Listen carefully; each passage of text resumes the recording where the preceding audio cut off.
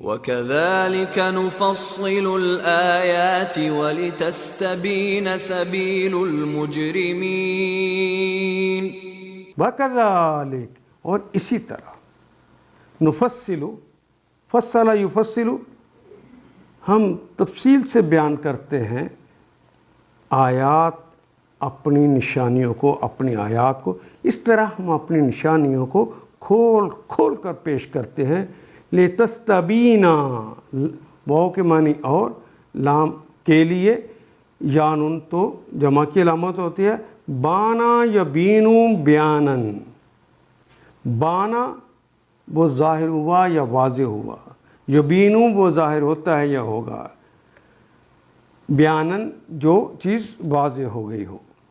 لِتَسْتَبِينَ، کہ وہ واضح کر دے، کھول کے دکھا دے، سبیل المجرمین، سبیل راستہ، المجرمین مجرموں کا راستہ.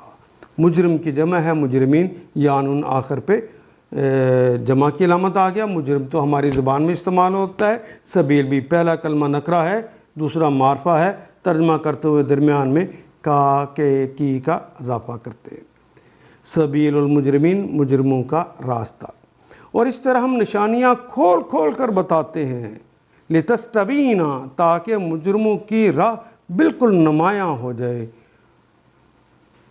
آیت نمبر 56. قُلْ إِنِّي نُهِیتُ، ان آیات کو ایک دفعہ پھر تلاوت خود کیجیے، عربی مبین پڑھتے ہوئے دیکھیے. کیا بات پوری اندر اتر رہی ہے؟ کیا یہ اردو کے سانچے میں ڈھلتی گئی ہیں عبارتیں؟ اگر بات سمجھ آنی شروع ہو گئی تو الحمدللہ یہی ہمارا ہدف ہے، اور یہ ہدف پورا ہو گیا. اللہ میرا اور آپ کا حامی و ناصر. الف لام